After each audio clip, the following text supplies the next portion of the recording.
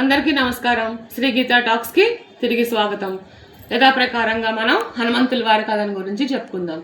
హనుమంతుల వారిని రాముల వారు పట్టాభిషేకం అయిపోయిన తర్వాత అంతా బాగున్న తర్వాత ఒకరోజు పిలిచి, నాయన హనుమ, నువ్వు మాకు ఎంతో చేసావయ్యా, సుగ్రీవునితోటి మైత్రి కల్పించావు.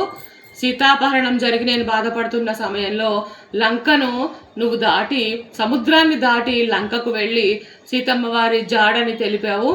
తర్వాత రావణ యుద్ధంలో కూడా నువ్వు లక్ష్మణుడు మూర్చపోతే సంజీవిని పర్వతాన్ని తెచ్చావు. ఇలా మాకు ఎంతో చేసావయ్యా హనుమ. నేను సంతోషించి నీకు ఒక వరాన్ని ఇవ్వాలనుకుంటున్నాను. ఆ వరం కోరుకోను ఆయన, నీకేం కావాలన్నా ఇస్తాను అని చెప్తారనమాట. అప్పుడు హనుమంతుల వారు అంటారు, స్వామి, నాకు నీ పాదాల దగ్గర ఉండడం, నీ సన్నిధిలో ఉండడం కంటే నాకు ఏం కావాలి స్వామి? నిరంతరం నీ నామాన్ని జపిస్తూ నిన్ను చూస్తూ నీ పాదాల వద్దే ఉంటాను, నాకు ఇంకేమి వరం అక్కర్లేదు అంటాడు.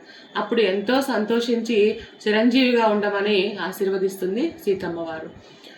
అప్పుడు రాముల వారు, అలా కాదు నాయన అని చెప్పి, మేరు పర్వతానికి దక్షిణ దిశలో 10 యోజనాల దూరంలో ఒక గ్రామం ఉంటుంది.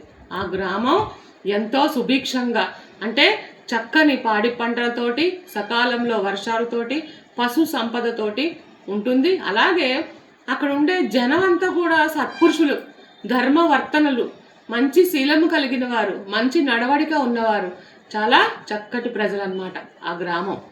ఆ గ్రామాన్ని నీకు ఇస్తున్నాను నాయన, ఈ రోజు నుంచి అది హనుమంతపురం అని పిలువబడుతుంది, నువ్వు అక్కడికి వెళ్ళి ఉండు అని రాముల వారు చెప్తారు. రాముల వారు చెప్పిన మాట శిరోధార్యం కదా హనుమంతుల వారికి. అక్కడికి వెళ్ళారు.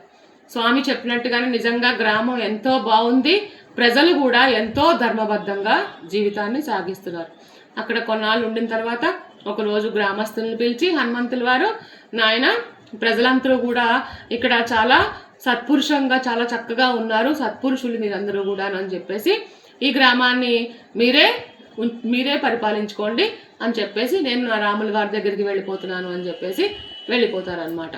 అప్పుడు గ్రామస్తులందరూ కూడా ఎంతో సంతోషించి అక్కడ ఆ ఊర్లో రామాలయం నిర్మించి హనుమంతుల వారిని ప్రతిష్ఠిస్తారు.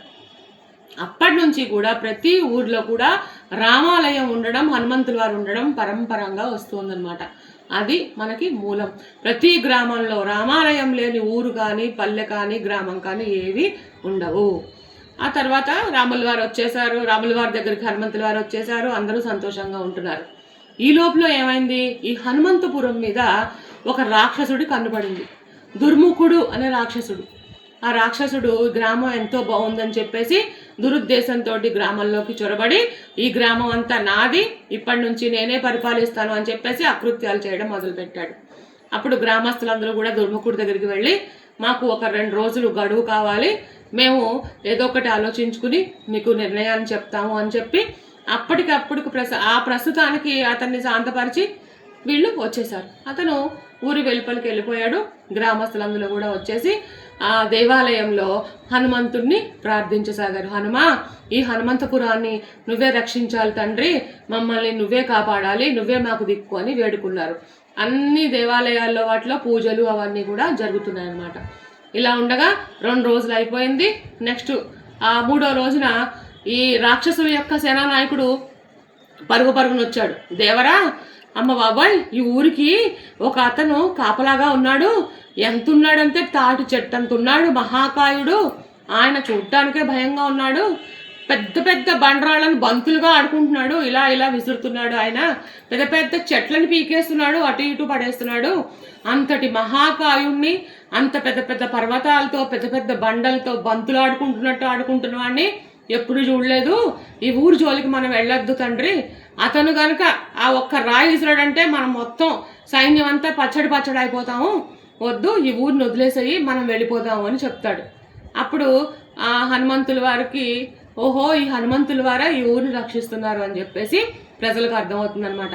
ఈ దుర్ముఖుడు కూడా, సరేలే బాబోయ్, ఎందుకు వచ్చింది, మళ్ళా హనుమంతుల వారు చంపేస్తాడు, మహాకాయుడు పర్వతాలని, బండల్ని, చెట్లని వేసి కొడుతున్నాడు, ఒక్క కొట్టాడంటే, తోకతో తిప్పాడంటే మనం అయిపోతామని చెప్పేసి, సరే ఎందుకు వచ్చిందని చెప్పేసి గ్రామ ప్రజలందరికీ చెప్పేసి, మమ్మల్ని అందరినీ క్షమించండి, ఇక నుంచి మీ గ్రామానికి హనుమంతుల వారే రక్ష, ఆయనే మిమ్మల్ని చూసుకుంటారని చెప్పేసి వదిలిపెట్టి వెళ్ళిపోతారనమాట. అలా అప్పటి నుంచి కూడా హనుమంతుల వారు ప్రతి గ్రామాన్ని రక్షిస్తూ ఉంటారు, రామాలయం ఉన్న చోట. ఇది మన ఈరోజు హనుమంతుల వారి కథ. ఇలాంటి మరిన్ని మంచి మంచి కథలతోటి మీ ముందుకు వస్తాను. మీకు ఏం చేయాలో తెలుసు కదా, నా ఛానల్ని లైక్ చేయాలి, షేర్ చేయాలి, సబ్స్క్రైబ్ చేయాలి. జై వీర హనుమాన్, జై శ్రీరామ్.